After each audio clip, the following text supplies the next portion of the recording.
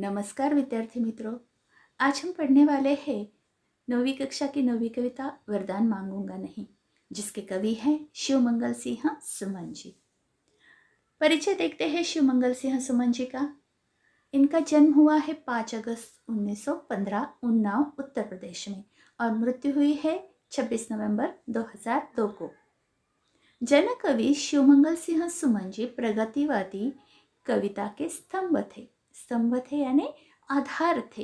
उनकी कविताओं में जन कल्याण, प्रेम, इंसानी जुड़ाव, रचनात्मक विद्रोह के स्वर मुख्य रूप से मुखरित हुए हैं। मानवता के संबंधित जो कुछ भी गुण होते हैं, जैसे जन कल्याण है, लोगों का कल्याण, आपसी प्रेम है, इंसान के प्रति लगाव है, ये सारी बातें इनकी कविताओं में से हमें दिखाई देती है, मुखरित होती है, हमारे सामने आती है।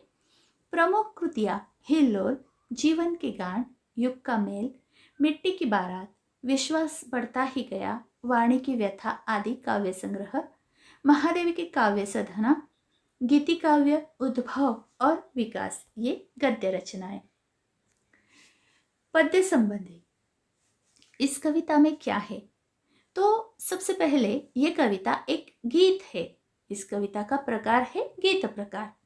स्वर, पद, ताल से युक्त गान ही गीत होता है, जिसे एक चाल में बांधा जा सकता है। जिसमें स्वर हो, पद हो, ताल हो, उसे हम गीत कहते हैं। इसमें एक मुखड़ा तथा कुछ अंतरे होते हैं। प्रत्येक अंतर के बाद मुखड़े को दोहराया जाता है। गीत गेय होता है कि एक उसका मुखड़ा होता है और बाकी अंतरे होते हैं। अंतर के बाद फिर से मुखड़ा गाया जाता है और गीत जो है गेय होता है। गेय यानी जिसे हम गा सकते हैं। प्रस्तुत गीत में कवि ने स्वाभिमान से जीने, सुख दुख में समभाव रखने एवं कर्तव्य पथ पर डटे रहने के लिए प्रेरित किया है। कवि कहते हैं, इस गीत में क्या कहते हैं कि हमें स्वाभिमान से रहना चाहिए, अपना कर्तव्य करना चाहिए, सुख और दुख के प्रति हमें एक समान भाव रखना चाहिए। आइए बढ़ते कविता की तरफ। यह हार एक विराम है, जीवन महासंग्राम है।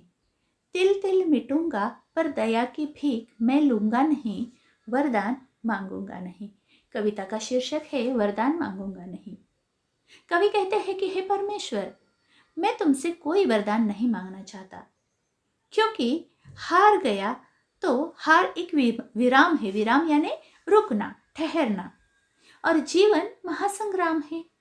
जीवन हमारा एक युद्ध का ही रूप है। हम निरंतर जीवन में अनेक समस्याओं का सामना करते रहते हैं और इन समस्याओं से लड़ते लड़ते अगर हम हार गए तो हो सकता है हम वही रुक जाए हमारा जीवन। लेकिन मैं हार नहीं मानूंगा।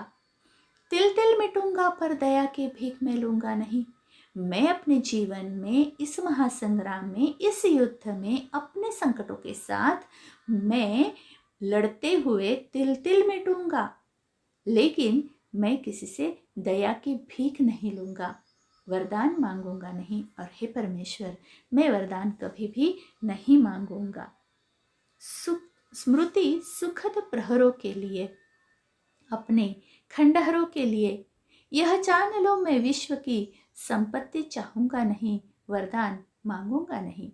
स्मृति सुखद प्रहरों के लिए कि मेरे जीवन की हर पल को आनंददायी और खुशहाल यादों में बदलने के लिए, प्रहरों में यानी पलों में, कि मेरे जीवन को मैं बहुत सुखी यादों में, स्मृति यानी यादें, स्मृति सुखद प्रहरों के लिए कि बहुत खुशहाल पलों की यादों के लिए मुझे खुशी भरे पल मुझे मिले और उनकी यादें लेकर मैं जीवन में आगे चलूं।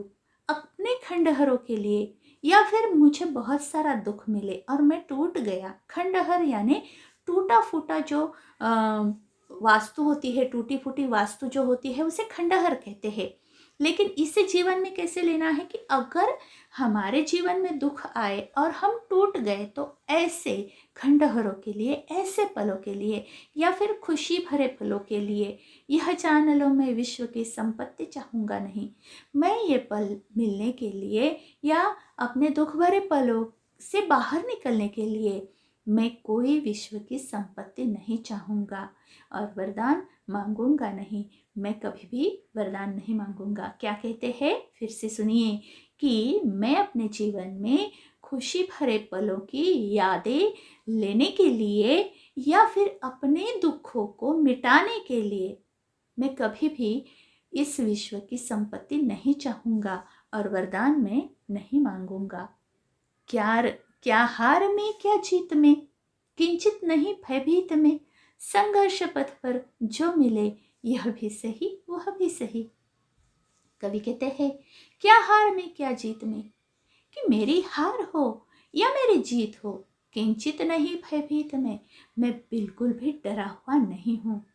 मैं अपने जीत और अपनी हार में जो मुझे मिलती है वो मैं स्वीकार करता हूँ। संघर्ष पथ में पर जो मिले यह भी सही वह भी सही।